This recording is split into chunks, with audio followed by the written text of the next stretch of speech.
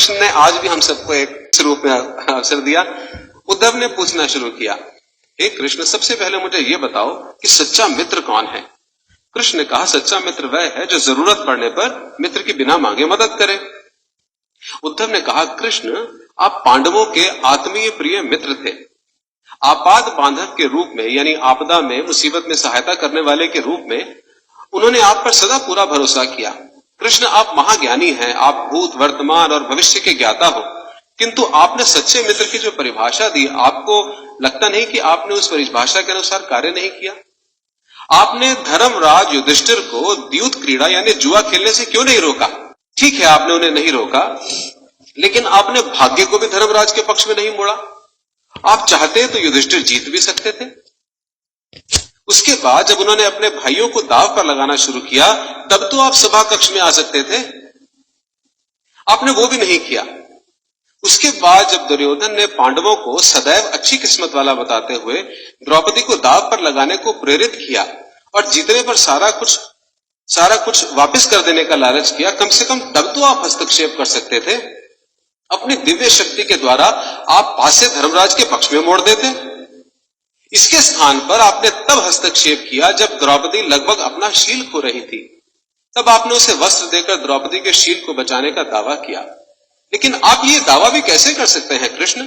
उसे एक आदमी घसीटकर हॉल में लाता है और इतने सारे लोगों के सामने निर्वस्त्र करने के लिए छोड़ देता है। ऐसे में एक महिला का शील क्या बचा? आपने क्या बचाया कृष्ण?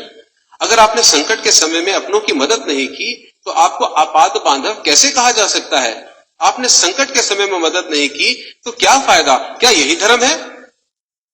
इन प्रश्नों को पूछते हुए उद्धव का गला रूंध गया और उसकी आंखों से आंसू बहने लगे।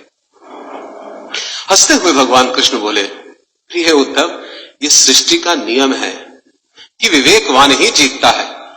उस समय दुर्योधन के पास विवेक था, इसलिए वो जीता, धर्मराज के पास नहीं था। यही कारण था कि धर्मराज पराजित हुए। उद्धव हैरान हुआ और उद्धव को हैरान देखकर कृष्ण आगे बोले, दुर्योधन के पास जुआ खेलने के लिए पैसा और धन तो बहुत था, लेकिन उसके पास 500 का खेल उसे नहीं खेलना आता था। इसलिए उसने अपने मामा शकुनी को द्यूत क्रीड़ा के लिए प्रयोग किया, जुए के लिए उपयोग किया।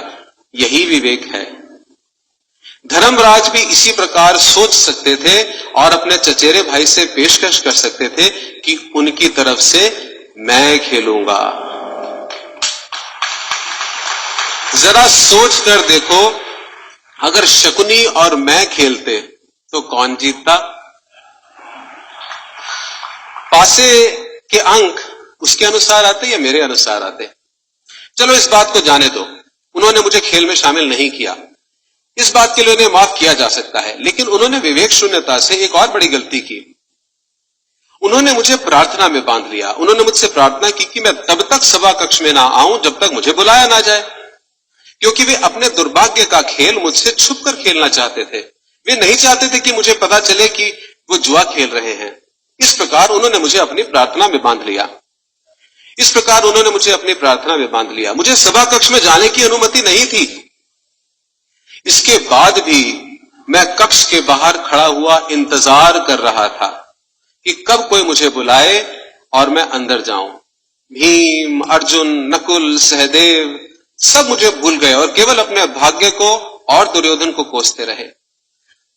अपने भाई के आदेश पर जब दुशासन द्रौपदी के बाल पकड़कर घसीटता हुआ सभा कक्ष में लाया, वो भी अपने सामर्थ्य के अनुसार जूझती रही। उसने भी मुझे याद नहीं किया। उसकी बुद्धि तब जागृत हुई जब दुशासन ने उसे निर्वस्त्र करना प्रारंभ किया। तब उसने स्वयं पर निर्भरता त्याग कर, छोड़कर हरि हरि अभयम कृष्ण की गुहार लगाई। तब और जैसे ही मुझे पुकारा गया, मैं अविलंब वहां पहुंच गया।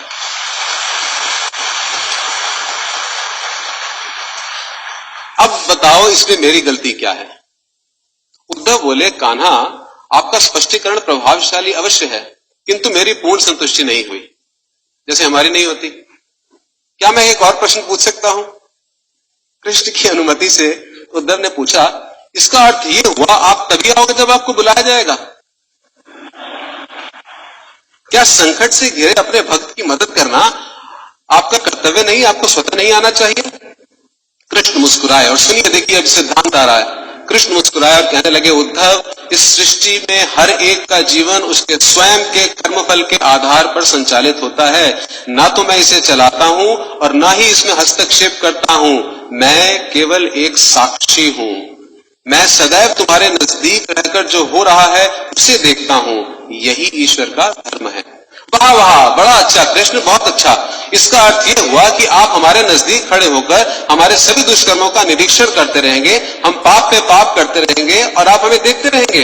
आप क्या चाहते हैं कि हम भूल करें, पाप की गठरी बांधते रहें और फल भुगतते रहें?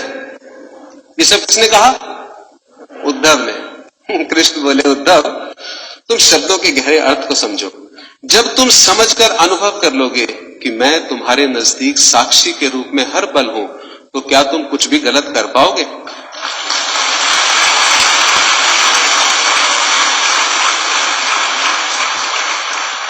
जब तुम ये भूल जाते हो और ये समझने लग जाते हो कि तुम मुझसे छुपकर कुछ भी कर सकते हो, तभी मुसीबत में फंसते हो।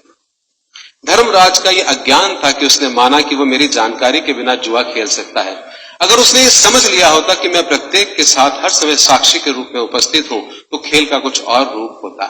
भक्ति से अभिभूत उद्धव मंत्रमुग्ध हो गए और बोले, प्रभु, कितना गहरा दर्शन आपने दिया, कितना महान सत्य है। प्रार्थना, पूजा पाठ तो और ईश्वर को अपनी मदद के लिए बुलाना, ये हमारी भावना और विश्वास है। जैसे ही हम ये विश्वास करना शुरू करते हैं कि ईश्वर के बिना पत्ता भी नहीं हिल सकता, हमें साक्षी के रूप में उनकी उपस्थिति महसूस होने लग जाती है। गड़बड़ केवल तभी होती है जब हम इसे भूलकर दुनियादारी में डूब जाते हैं।